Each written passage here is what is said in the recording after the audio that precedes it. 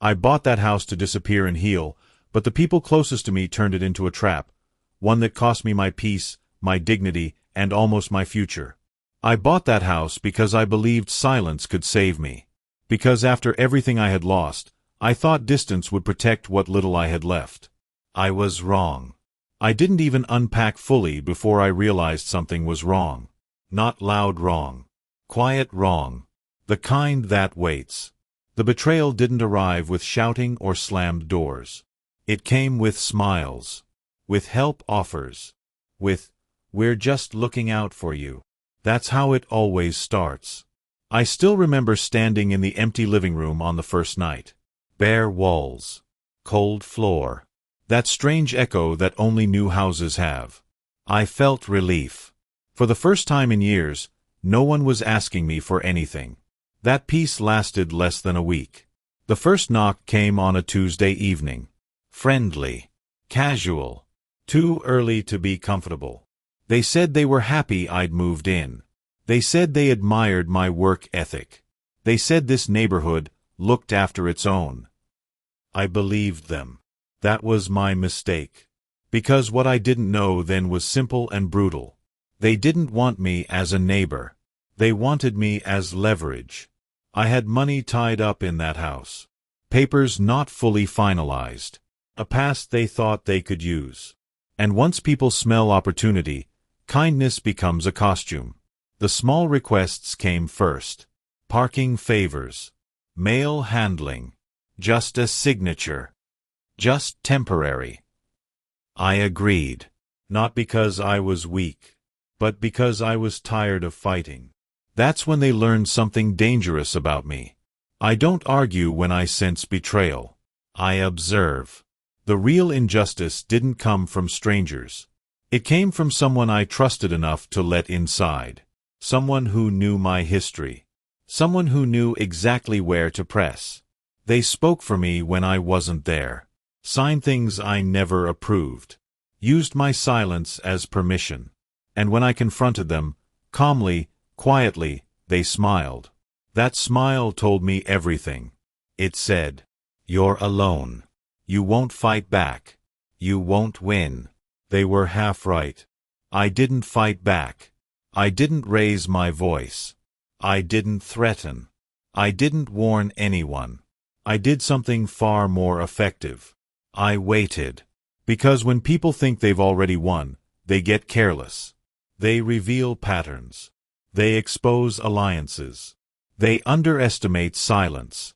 Every document they moved. Every conversation they thought I couldn't hear.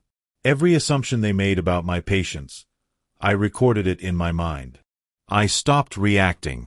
That scared them more than anger ever could. By the time they realized I wasn't confused, it was already too late. The house they thought they controlled became the place where everything unraveled. Not through force. Through truth. Through timing. And through a lesson they never expected to learn from someone they dismissed as quiet. I thought moving there would end the damage others had done to me, but it quietly placed me inside a game where everyone already knew the rules except me. I didn't come to that place looking for conflict. I came because I was exhausted. Years before the house, my life had been full of noise. Work that never stopped. People who smiled when they needed something and vanished when I needed rest. Promises made loudly and broken quietly. By the time I bought that house, I wasn't chasing success anymore. I was chasing peace.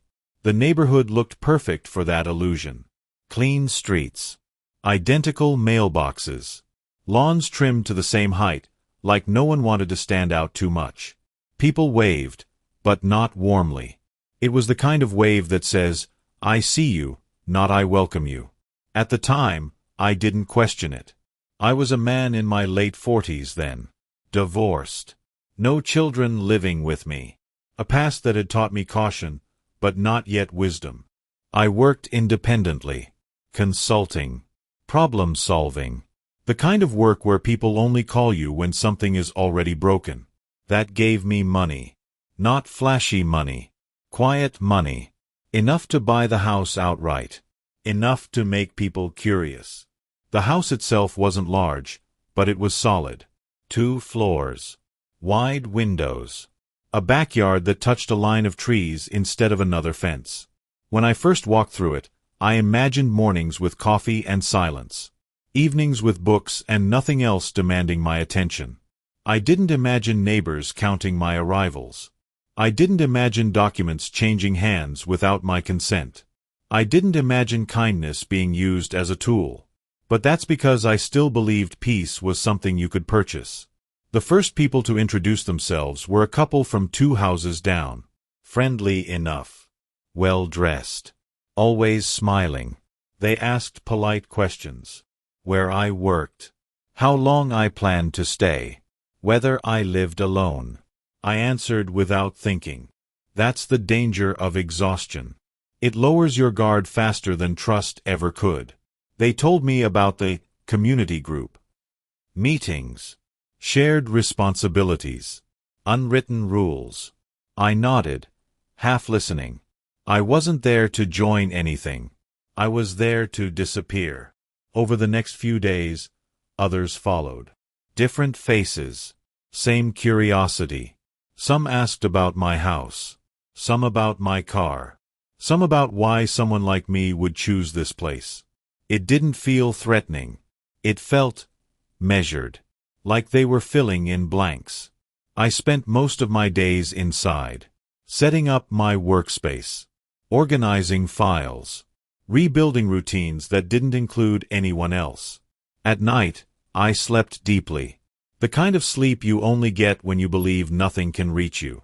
That belief didn't survive long. The first complication came through paperwork. Boring. Administrative. Easy to overlook. A letter arrived saying a signature was missing from a community-related document. Nothing urgent. Nothing alarming. It was signed by someone who claimed to represent the neighborhood association. I didn't remember agreeing to one. When I asked around, the same couple reassured me. It's standard. Everyone signs. Just keeps things smooth. I hesitated. But I was new. And I didn't want problems. I signed. That single decision didn't ruin me. But it opened a door. After that, requests multiplied. Parking permissions. Property boundary clarifications. Minor adjustments that helped everyone. Each request came with reassurance. Each reassurance came with urgency. I told myself it was temporary.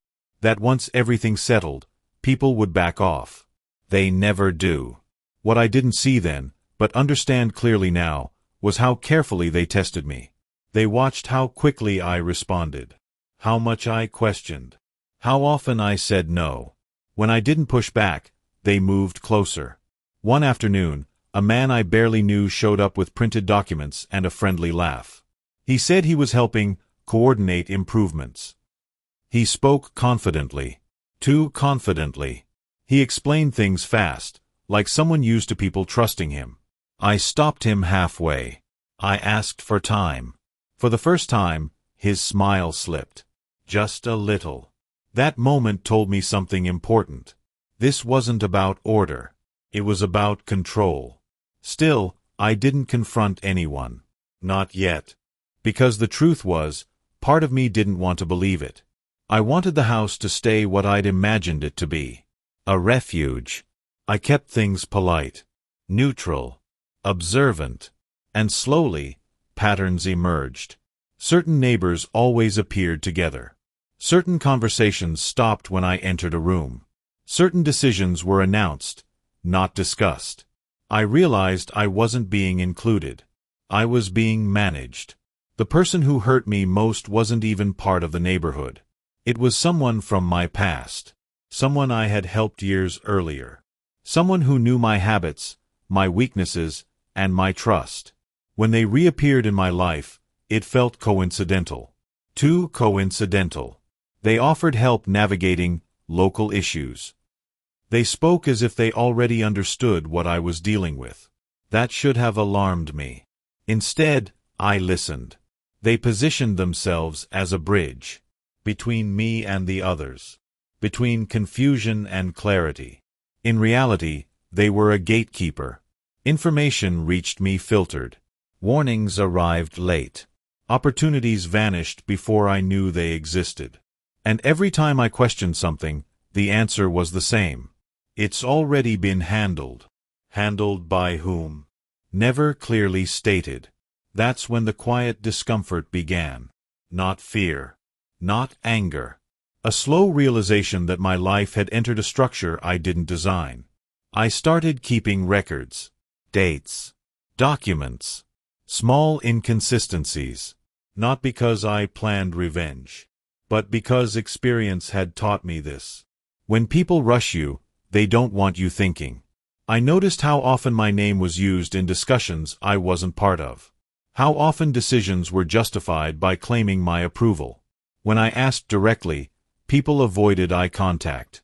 That avoidance told me everything. By the end of the first month, the house no longer felt like mine. Not emotionally. Not legally. It felt occupied. Still, I stayed calm. Because panic would have given them exactly what they wanted. Instead, I did what I've always done best. I learned. I listened more than I spoke. I responded slower. I stopped correcting assumptions. I let them believe their version of me. A tired man. Alone. Uninterested in conflict. That belief would become their greatest mistake. But at that stage, the setup was complete. The board was arranged. The players confident. And I was standing exactly where they wanted me. Quiet. Still. Watching.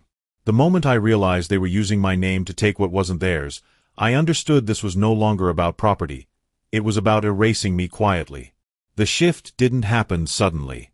That's what made it dangerous. At first, it felt like misunderstandings. Then like neglect. Then like deliberate exclusion. Small things began to go wrong around the house. Mail delayed. Service requests ignored. Maintenance notices arriving after deadlines had passed. Every issue came with the same calm explanation. We thought you knew. We assumed you agreed. It was already decided. I started hearing my own words repeated back to me, words I had never said. That's a strange feeling. To be misrepresented without being attacked. To be rewritten while you're still present. I requested copies of documents I was supposedly part of. Some arrived incomplete. Some didn't arrive at all. When I pressed further, the tone changed. Not aggressive. Dismissive. I was told I was being difficult. That I was overthinking. That this was how things worked here. That phrase, how things worked, appeared often. It was a warning disguised as explanation. The person from my past grew more involved. They spoke on my behalf in meetings I wasn't invited to. They framed it as help. You don't like confrontation, they said. I'm just smoothing things out. Smoothing things out? For whom? I noticed how quickly decisions became irreversible once they passed through them. How often my objections were described as agreement after the fact. When I confronted them privately, they laughed it off. You're imagining threats where there are none. That was the first time I felt anger. Not explosive. Cold. Because gaslighting isn't loud. It's patient. And patience is something I understand deeply. The neighborhood association sent me a formal notice one morning. It stated I was in violation of rules I'd never seen. Rules that had apparently existed long before I arrived. The penalties weren't extreme, but they were symbolic. They marked me as non-compliant. I requested the rulebook. I was told it was under revision. That was when I stopped asking questions publicly. Instead, I began observing patterns. Who spoke first in meetings? Who stayed silent but controlled outcomes? Who always seemed informed before decisions were announced? I learned that power rarely announces itself. It circulates quietly. One evening, I overheard a conversation near my backyard fence. Not intentionally. Voices carry differently at night. They were discussing my house. Not casually. They spoke about timelines. About leverage. About if he pushes back. I stood still in the dark and listened. That night, something changed in me. Fear disappeared. Because once you know the shape of the threat, it loses mystery. From that point on, the humiliation became more direct. A public notice claimed I had failed to attend required meetings. Meetings I had never been informed about. A contractor showed up unannounced, referencing approval I hadn't given. When I refused access, I was labeled uncooperative. The story about me was being written without my input.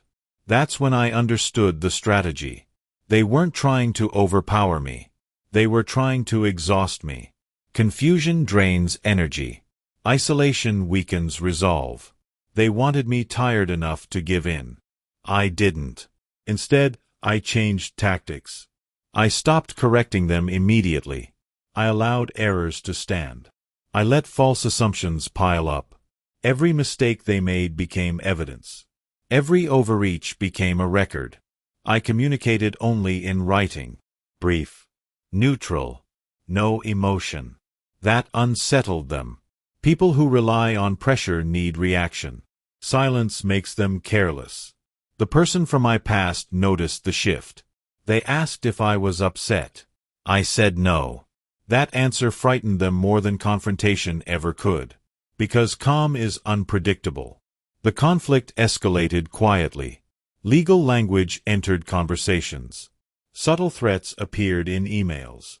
Concerns about compliance and consequences surfaced. They expected me to panic. I didn't. Instead, I sought clarity. Privately. Professionally. I consulted people who understood systems like this. Not lawyers yet. Advisors. I didn't reveal everything. Just enough. Their reactions told me what I needed to know.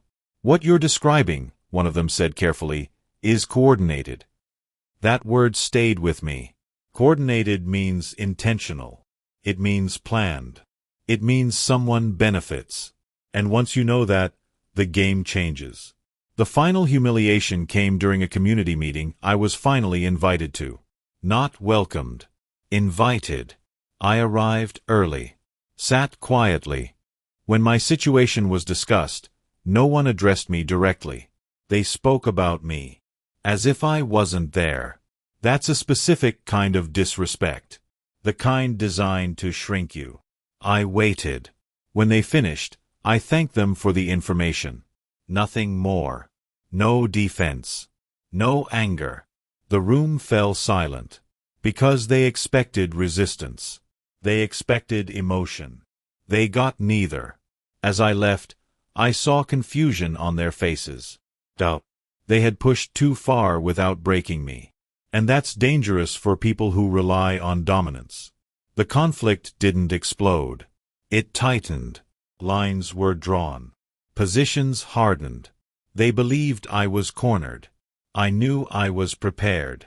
Because by then, I wasn't reacting anymore. I was planning.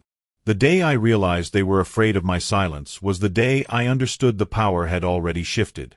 The turning point didn't come with an argument. It came with hesitation. I noticed it first in their messages.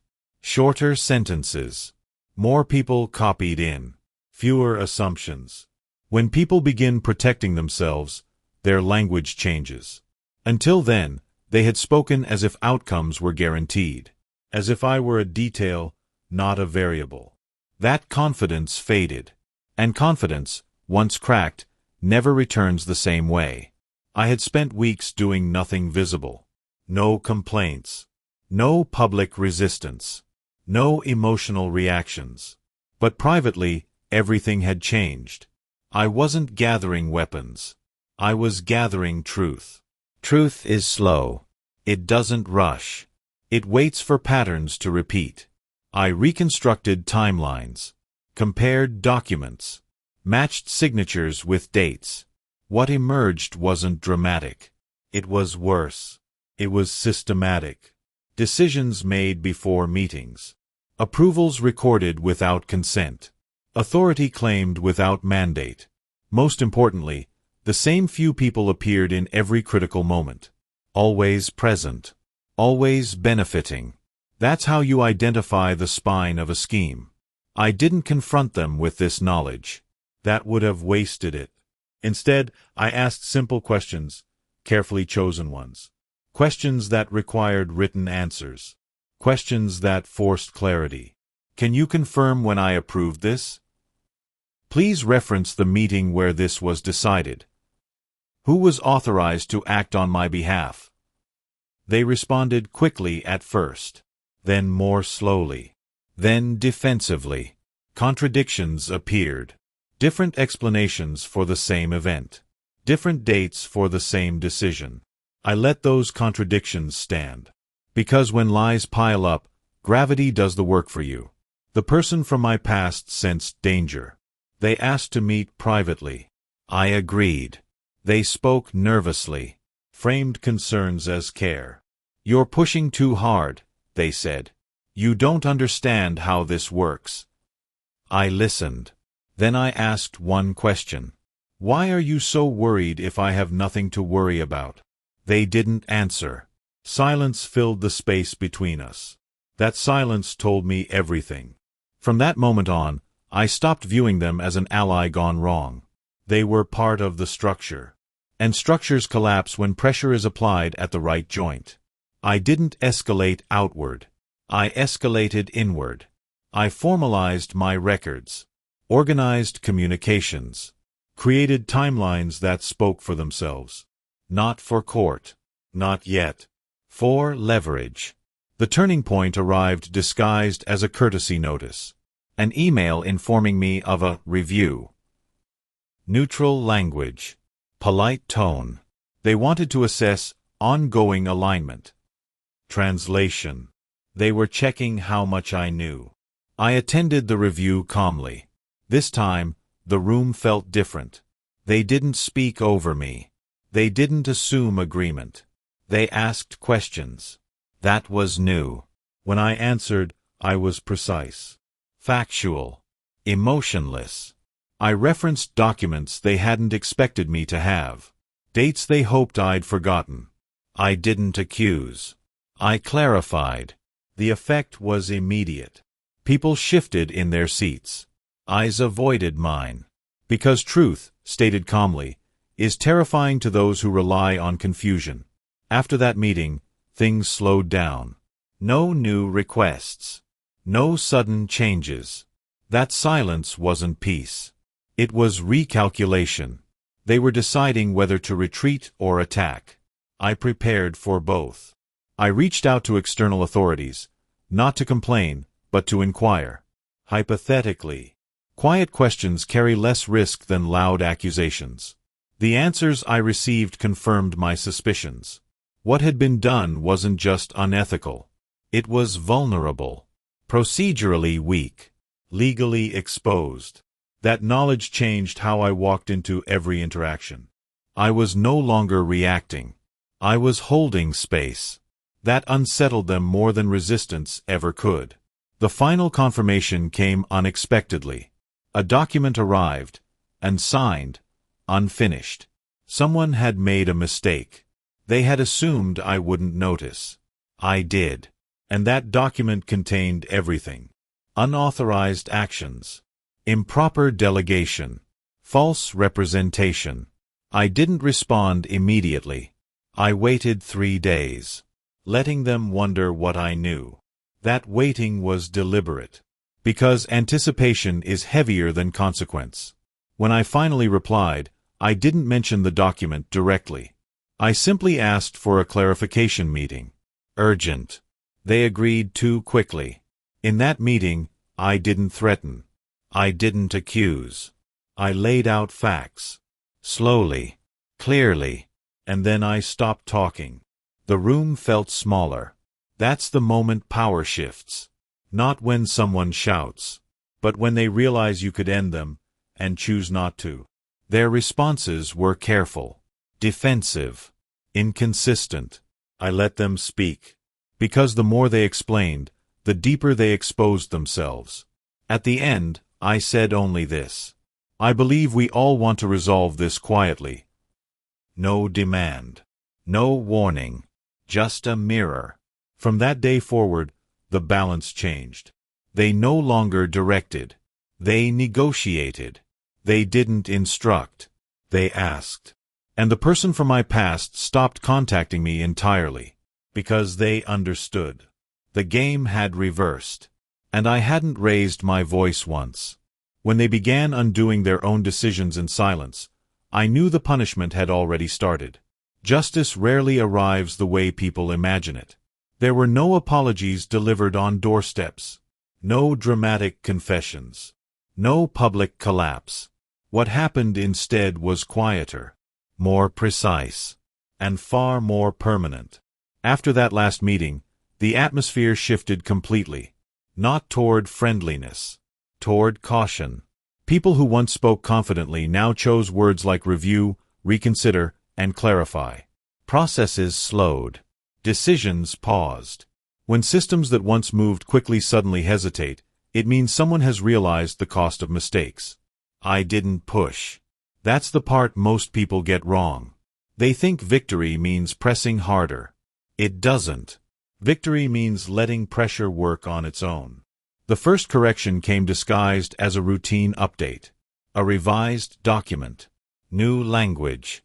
Old assumptions quietly removed. No explanation. No acknowledgement of error. I signed nothing. Instead, I responded with a single line. Please confirm this reflects the original scope agreed upon. That sentence forced them to admit something without saying it. The confirmation came an hour later. Short. Formal. From that point on, corrections multiplied. Restrictions eased.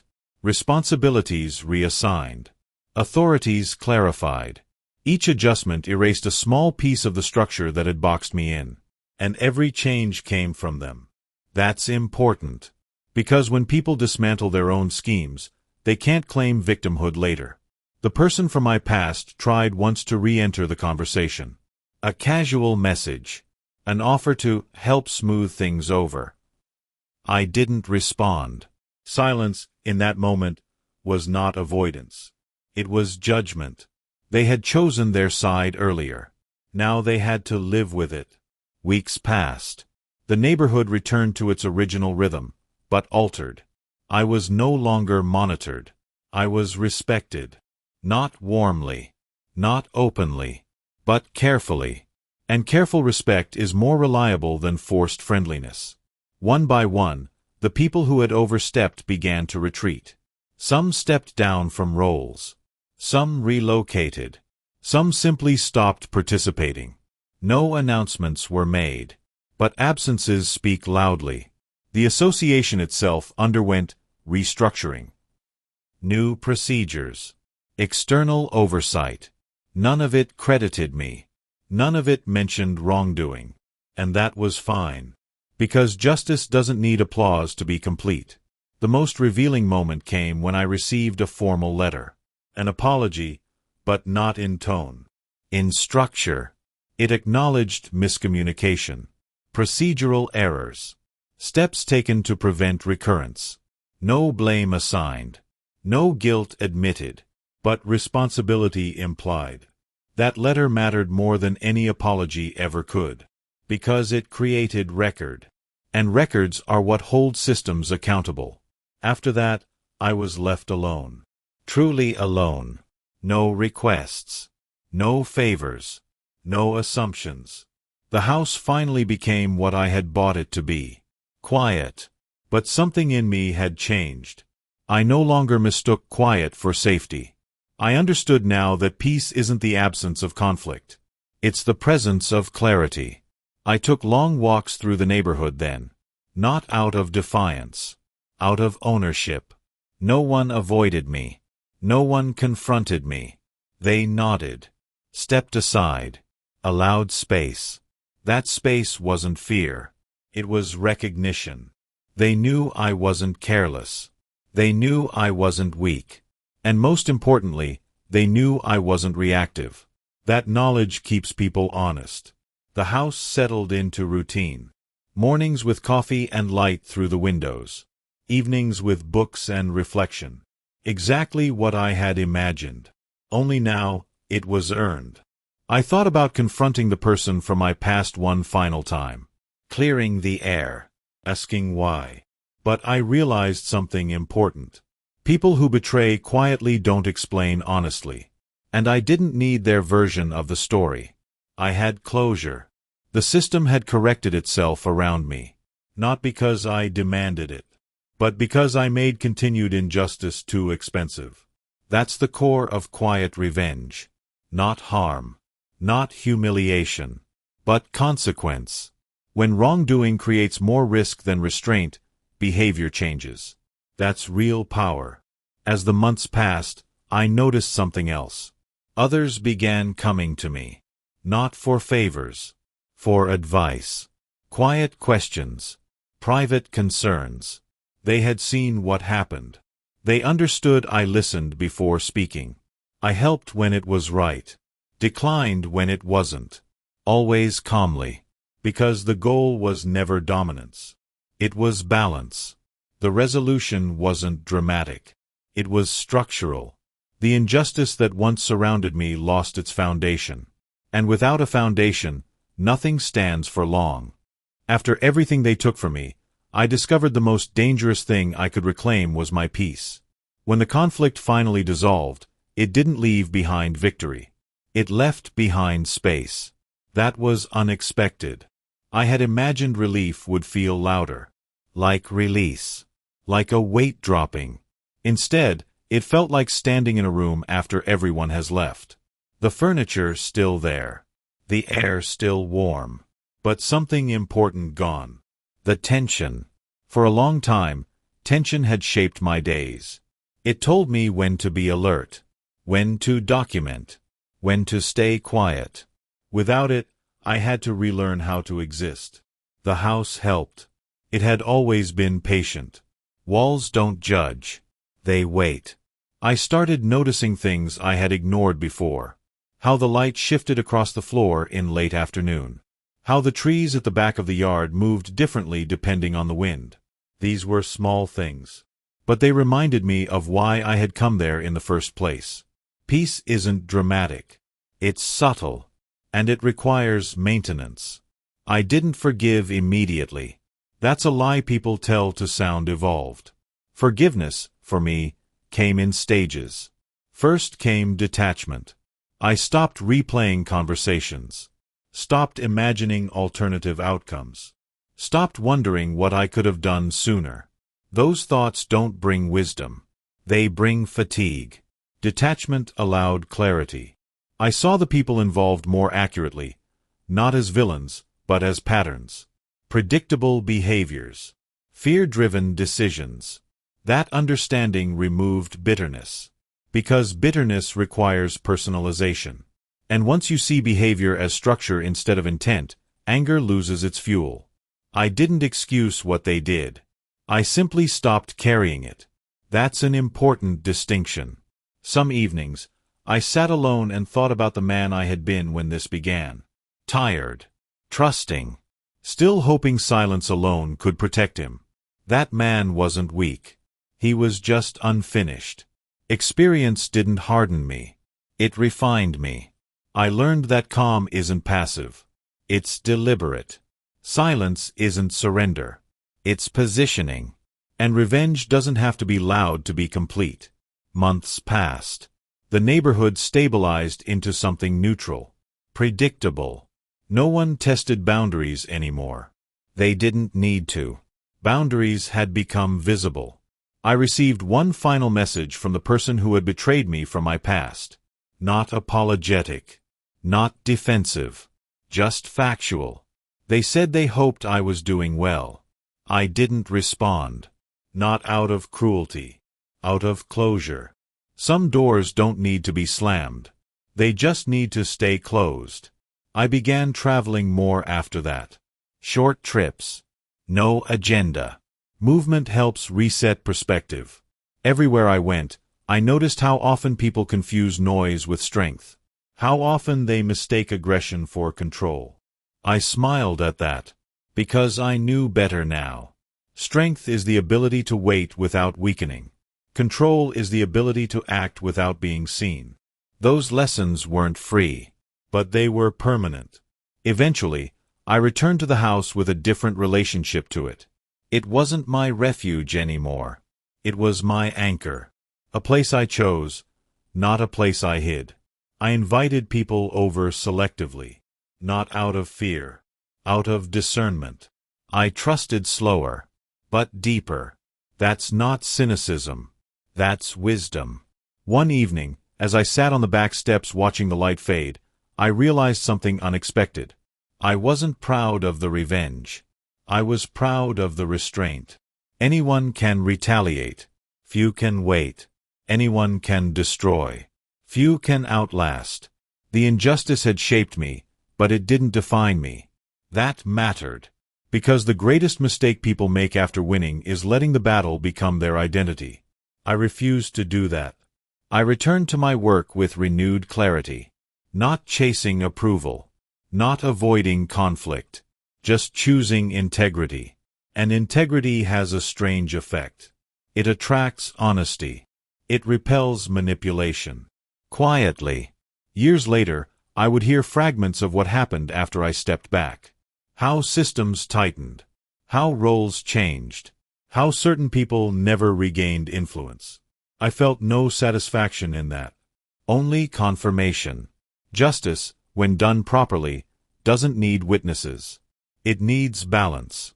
I often think about what I would say to someone facing the same kind of betrayal now. Not advice. Not warnings. Just truth. I would tell them this. Don't rush to be understood. Don't rush to be angry. Don't rush to respond. Let people reveal themselves fully. Then decide. Because when you act too quickly, you fight shadows. When you wait, you confront reality. And reality always favors patience. I never confronted them publicly. Never demanded apologies. Never sought validation. Yet I walked away whole. That's not luck. That's discipline. As I write this now, the house is quiet again.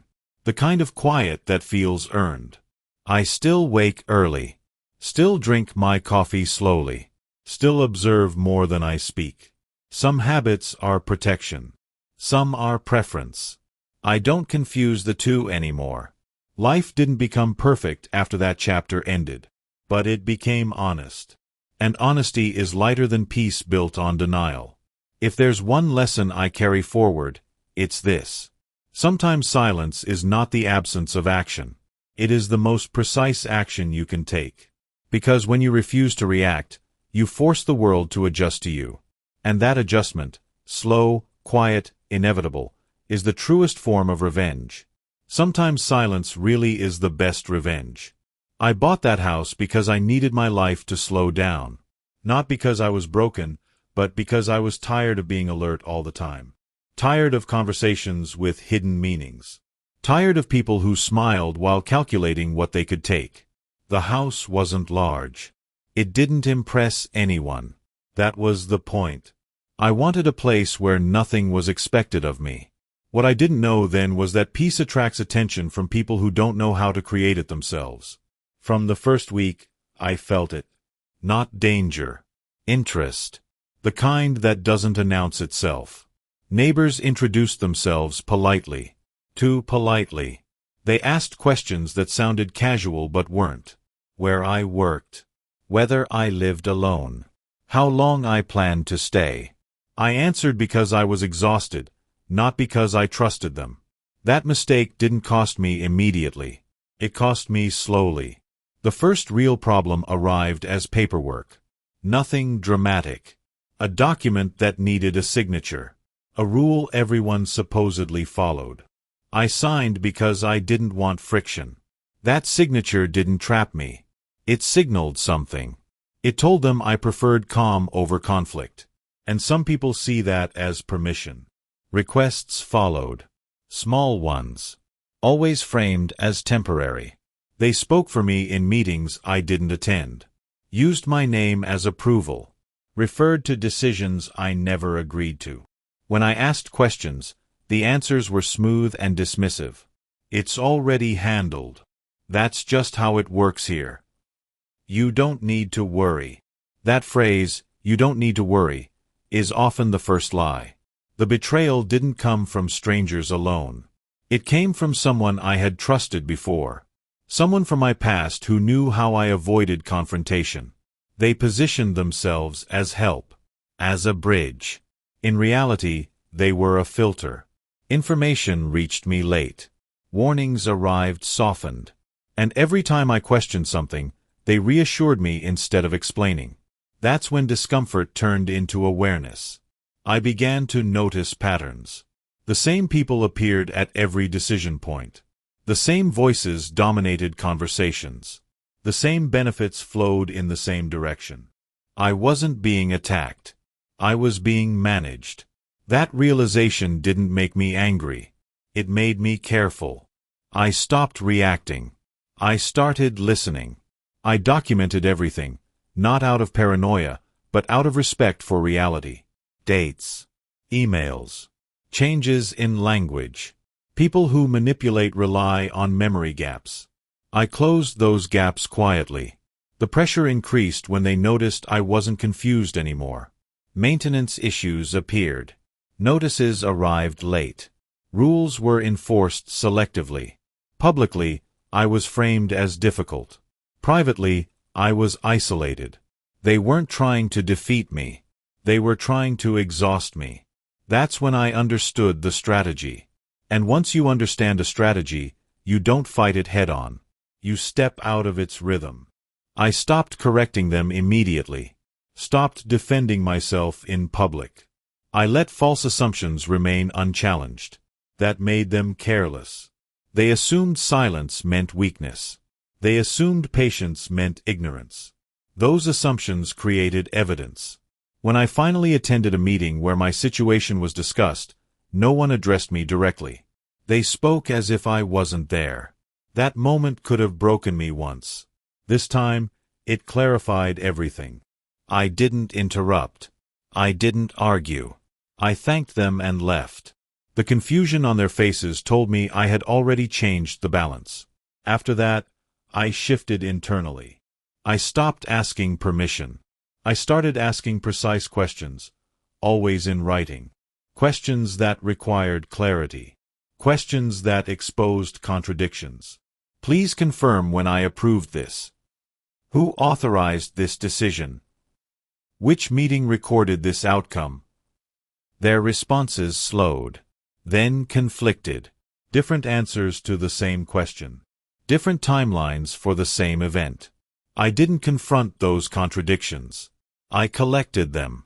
The turning point came when they tried to assess how much I knew. A polite review. Neutral language. But fear hides in politeness. In that meeting, I spoke calmly. Referenced documents they didn't expect me to have. Asked for confirmation instead of making accusations. The room changed. People stopped assuming. Started choosing words carefully. That's when power shifted. Not loudly. Not dramatically. Structurally. Behind the scenes, I confirmed what I already suspected. Quiet inquiries. Hypothetical questions. The system they were using wasn't strong. It depended on speed and confusion. Once slowed, it exposed itself.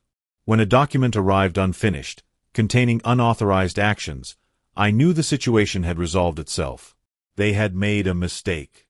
I didn't rush. Waiting is not weakness. Waiting is pressure without fingerprints.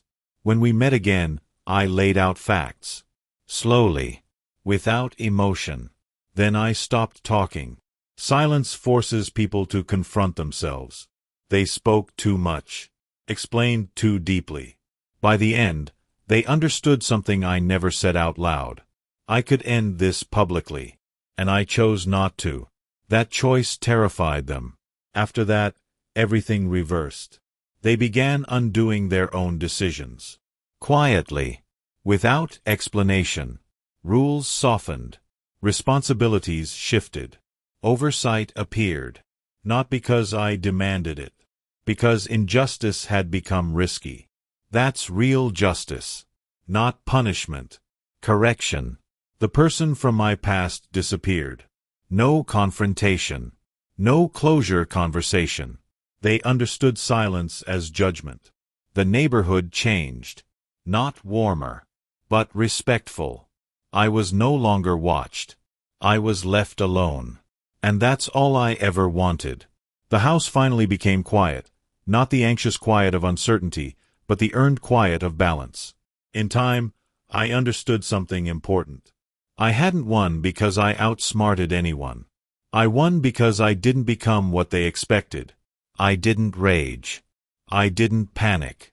I didn't try to prove innocence to people invested in misunderstanding me. I waited. Forgiveness didn't arrive immediately. It arrived as detachment. I stopped replaying conversations. Stopped asking why. People who betray rarely give honest answers. Closure doesn't come from them. It comes from clarity. What I forgave wasn't them. It was myself, for expecting decency from systems built on control. That forgiveness freed me. Years later, the consequences remained. Roles never regained power. Influence never returned. Not because I destroyed anyone. Because the system corrected itself around truth. That's the kind of revenge that lasts. Today, the house is still quiet. I wake early. I move slowly. I trust selectively. Not out of fear. Out of wisdom.